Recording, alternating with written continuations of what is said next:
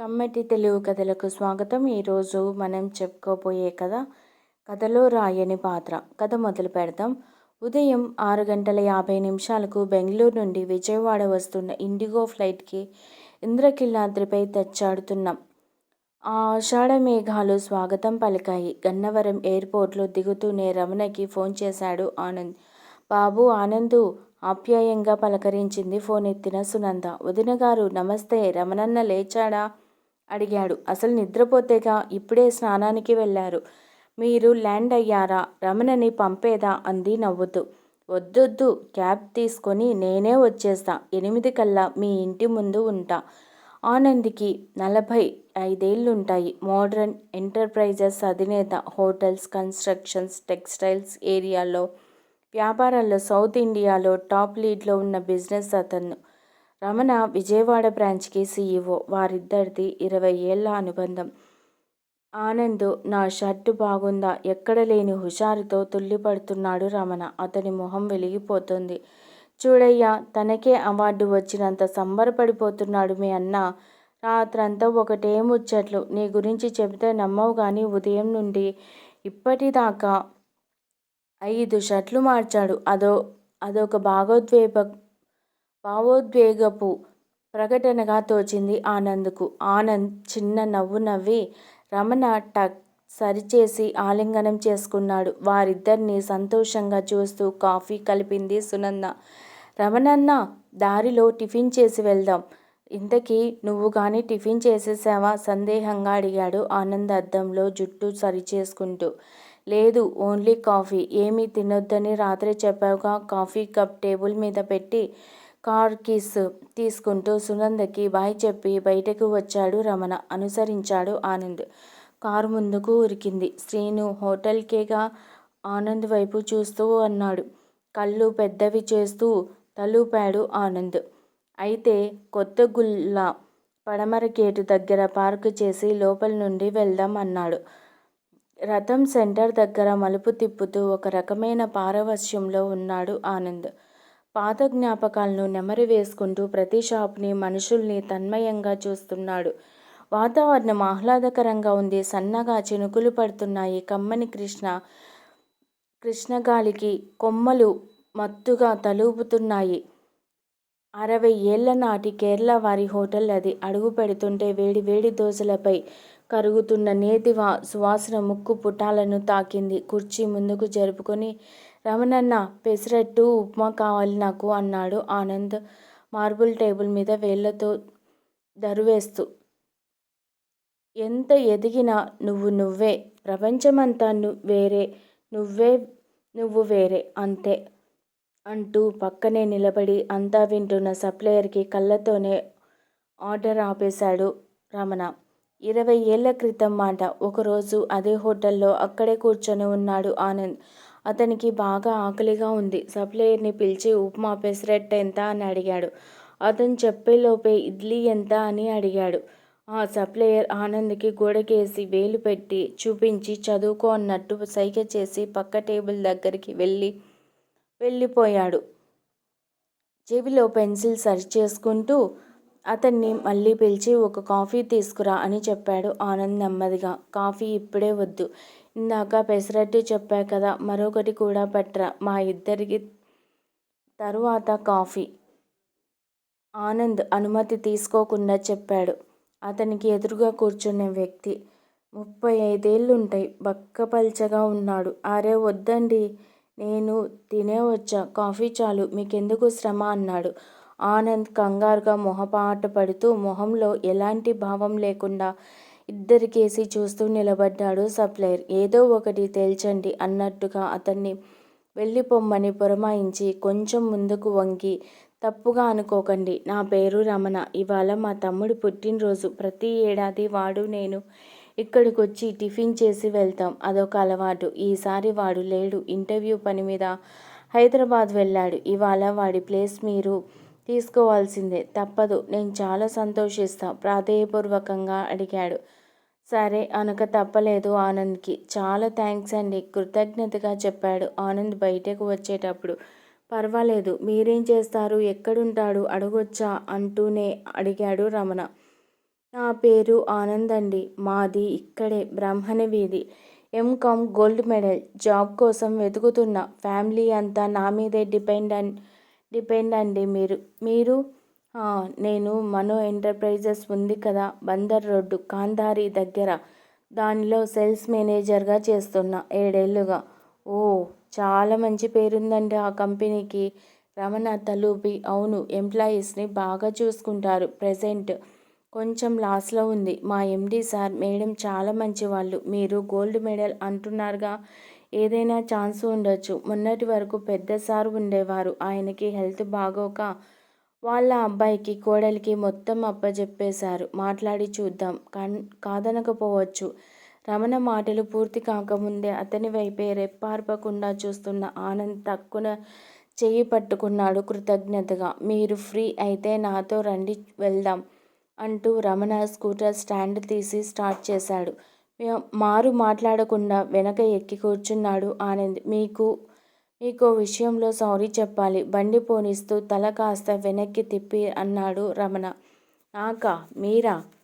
నాకెవరు తమ్ముళ్ళు లేరు. మీతో టిఫిన్ తినిపించడానికి అబద్ధం చెప్పా అన్నాడు రమణ బండి వినాయకుడి గుడి మీదుగా ముందుకు పోనిస్తూ. జీవితం గొప్పగా మారిపోతున్నట్టు అనిపించింది ఆనంద్కి.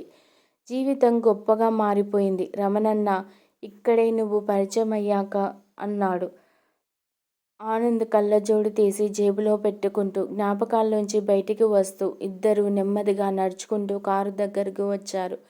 ఆనంద్ డ్రైవ్ చేస్తున్నాడు. అతన్ని ఉద్యోగంలో చేర్చిన రోజులు గుర్తొచ్చాయి రమణికి. రాత్రింబవళ్ళు కంపెనీ కోసం పనిచేశాడు ఆనంద్. మోహన్ ఎంటర్ప్రైజెస్ అధినేతలు మోహన్, ఆయన భార్య మనోహరి డైనమిక్గా కంపెనీని నడిపేవారు. ఆనంద్ తెలివితేటల్ని, చొరవని గుర్తించి ప్రోత్సహించేవారు. మార్కెటింగ్లో ఆనంద్కి వాళ్ళు చాలా ఇచ్చారు. ఆనంద్ కంపెనీకి లాభాలు తెప్పించి తన మీద పెట్టుకున్న నమ్మకాన్ని నిలబెట్టుకున్నాడు. అతను ఎదుగుతుంటే రమణ మురిసిపోయేవాడు. అన్ని ప్రధాన నగరాల్లో బ్రాంచీలు తెరిపించారు మోహన్ దంపతులు. ప్రతి కొత్త బ్రాంచీని కొన్నాళ్ల పాటు ఆనంద్ నేతృత్వంలో నడిపించేవారు. ప్రస్తుతం తానే మోడర్న్ ఇన్ఫ్రా అనే కంపెనీకి అధినేత అయిపోయాడు ఆనంద్. ఈరోజు ప్రతిష్టాత్మక south Indian emerging business men award అందుకోబోతున్నాడు రమణన్న. ఈ బందర్ రోడ్లో నీ స్కూటర్ మీద ఎన్నిసార్లు ఎక్కించుకొని తిప్పావో లెక్కలేదు.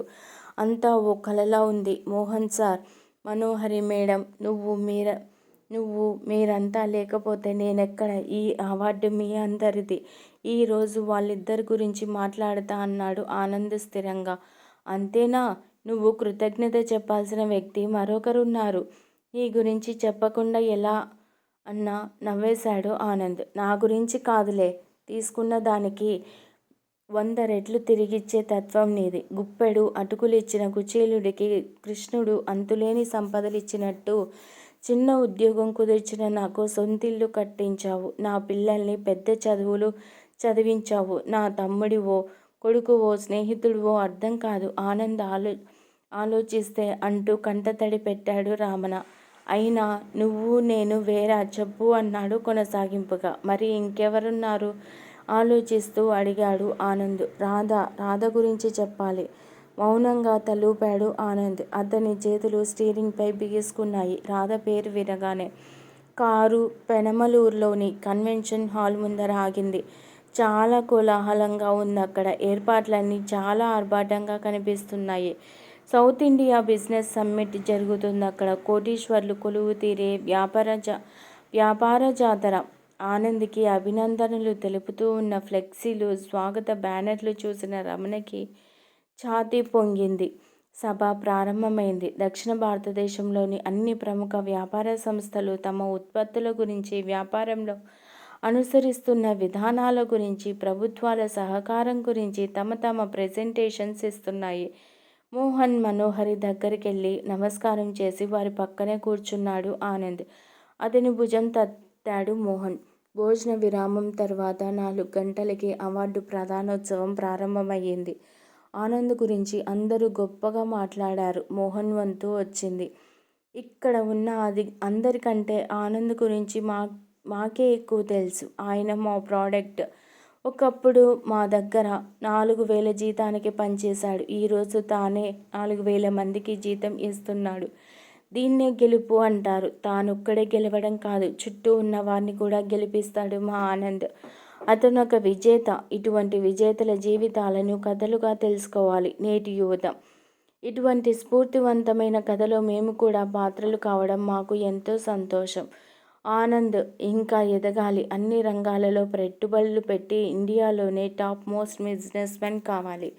అది మోహన్ ఎంటర్ప్రైజెస్ ఆకాంక్ష అంటూ మనస్ఫూర్తిగా ముగించాడు. అందరికంటే 2 చప్పట్లు ఎక్కువ కొట్టాడు రమణ. చివరిగా తన స్పందన తెలియచెప్పడానికి పోడియం దగ్గర మైక్ తీసుకున్నాడు ఆనంద్. రమణకి చాలా ఉత్కంఠగా ఉంది. రాధ గురించి కూడా 2 మాటలు చెబితే బాగుండు అనుకున్నాడు. అందరికీ నమస్కారం. నేను గెలవలేదు, గెలిపించారు. నా చెయ్యి పట్టి వెన్ను తట్టి ముందుకు నెట్టి మరీ నన్ను గెలిపించారు. మోహన్ సార్, మనోహరి మేడం నన్ను సొంత మనిషిలా చూసుకున్నారు. నేను స్వేచ్ఛగా ఆలోచించడానికి, తోచిన పని చేయడానికి మోహన్ ఎంటర్ప్రైజెస్ అవకాశం కల్పించింది. అది నా మాతృ సంస్థ. నిజానికి ఒక కంపెనీకి అధినేత కావాలని నేనెప్పుడూ కోరుకోలేదు. ఓ రకంగా అది మోహన్ సార్ ఆకాంక్ష. వారు బ్యాంకులకు షూరిటీ ఇచ్చి మరీ నా చేత కంపెనీ పెట్టించారు. ఉద్యోగిని భాగస్వామిగా మార్చుకోవడానికి మనసుండాలి. సొంత కంపెనీ పెట్టించి తమతో సమానంగా ఎదగడానికి అవకాశం కల్పించడానికి ఇంకా పెద్ద మనసుండాలి. మా మోహన్ సార్ది పెద్ద మనసు. ఈ అవార్డు వారిదే, వారికే. మోహన్ ఎంటర్ప్రైజెస్లో ఎప్పటికీ నేనొక ఉద్యోగినే. ఇక్కడ ఇంకో వ్యక్తి గురించి కూడా చెప్పాలి. మా విజయవాడ బ్రాంచ్ CEO రమణ. ఒక్క మాటలో నాకు మా నాన్న లేని లోటు తీర్చే వ్యక్తి. అందరికీ నా ధన్యవాదాలు అని ముగించాడు ఆనంద్. రమణకి అసంకల్పితంగా కన్నీళ్ళొచ్చేశాయి. కానీ రాధ గురించి ఒక్క మాటైనా చెప్పకుండా ముగించడం అతనికి ఎక్కడో నచ్చలేదు. అసలు రాధ లేకపోతే ఈ ఆనంద్ చదువు కూడా పూర్తి చేయలేక ఎక్కడో రిక్షా తొక్కుతూనో ఆటో నడుపుతూనో ఉండేవాడు.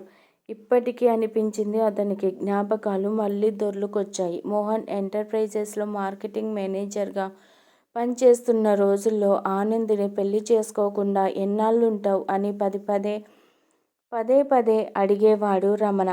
ఎవరికీ చెప్పనని మాట ఇచ్చాక రాధతో తన విఫల ప్రేమ కథని రమణకి చెప్పుకున్నాడు ఆనంద్. ఆనంద్ విజయవాడలో డిగ్రీ చదువుతుండగా ఆంధ్ర యూనివర్సిటీలో జరిగిన యువజనోత్సవాలలో రాధ పరిచయమైంది.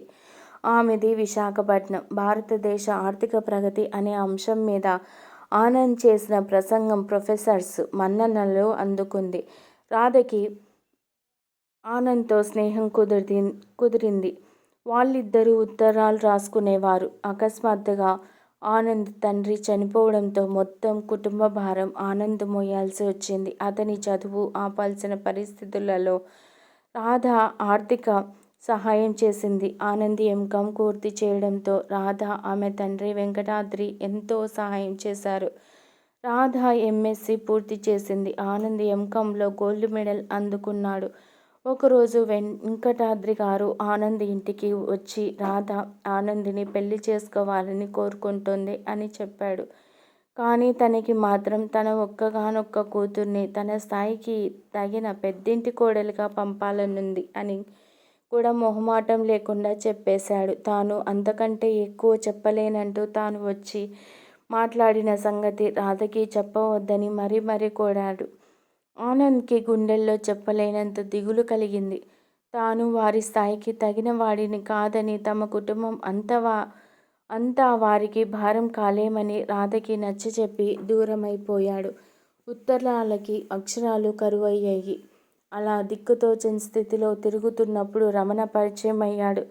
రాత్రి 8 అయ్యింది. రమణన్న, నేను కంపెనీ కార్లో వెళ్తా, నువ్వు వెళ్ళిపో, లేట్ అవుతుంది అన్నాడు ఆనంద్ బయట కురుస్తున్న వర్షాన్ని చూస్తూ. లేదు, నీతో మాట్లాడాల్సింది ఉంది.